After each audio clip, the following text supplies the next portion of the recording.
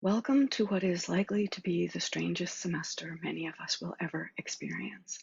My name is Rita. I oversee the New School's Faculty Center for Innovation, Collaboration, and Support, along with my colleague Sheena DeRee Miller. Ordinarily, I would use this time. If we were in person, I'd have a full 45 minutes. In video, I'd probably try to keep it to about 12. And I talk about equity and inclusion as fundamental to good teaching, because you can't be a good teacher without ensuring an equitable and inclusive classroom and syllabus. I talk about how to do that. Then I'd introduce the notion of community agreements, because they help to create a supportive and inclusive learning environment. Finally, I'd introduce various concepts in pedagogy, because most people teaching in higher ed have actually never been taught how to teach. We tend to teach what we were taught the way we were taught it.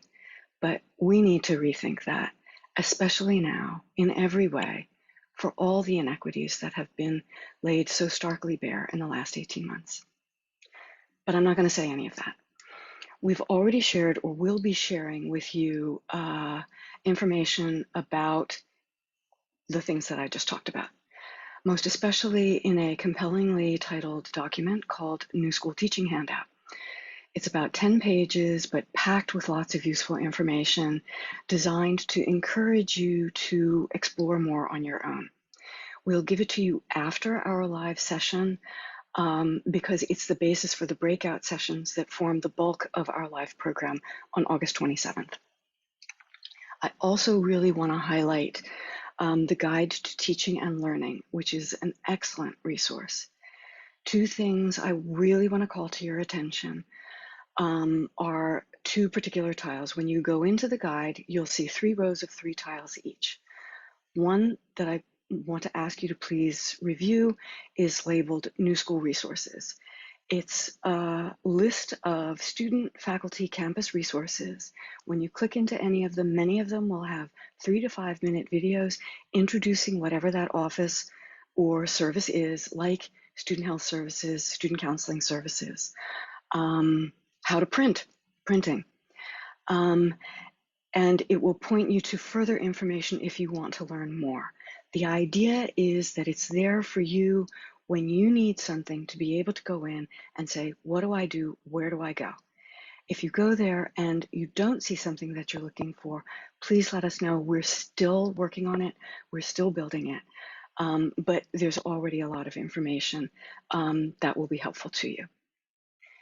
The other tile, the one that's right smack dab in the middle, is labeled Fall 2021. And that's what I want to take the next couple of minutes talking about.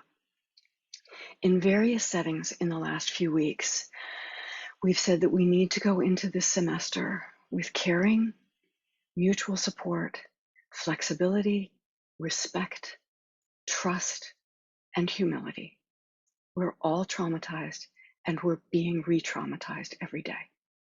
The first weeks of the semester are going to be challenging. Let's just say it, acknowledge it with our students, acknowledge that it's going to be hard having to wear masks in class and communicating while wearing them. The more explicit you can be about acknowledging the challenges that you're dealing with, that your students are dealing with, the more vulnerable you're willing to be, the better.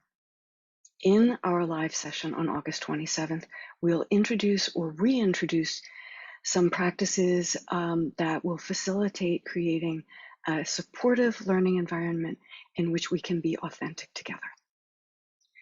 Please click on that Fall 2021 tile and review what's there, especially under Preparing for the Semester, Beginning of the Semester, and Policies and Guidance that are specific to this semester. I want to underscore preparing for the unexpected. Set up your class in Canvas. Create a communication plan with your students and communicate it to them before your first class, because somebody's not going to be able to get through the turnstile. And let's not add panic to the excitement, trepidation, curiosity, anticipation that people are already feeling. Lastly, because of the trauma we've all experienced, because we anticipate disruptions to attendance because of testing and late arriving students, consider devoting class time in those first several days to helping students process and reflect on their experiences during remote learning and during the pandemic. Yes, you want to introduce your syllabus. Yes, you want to dive into your course content, and some of your students are going to be feeling the same way, but they may not actually have the stamina to do it. We all need to relearn to be with each other, and allowing space for that to happen in your classes will set up you and your students for what I hope will be a really great semester, whatever that may mean. I hope to see many of you on August 27th.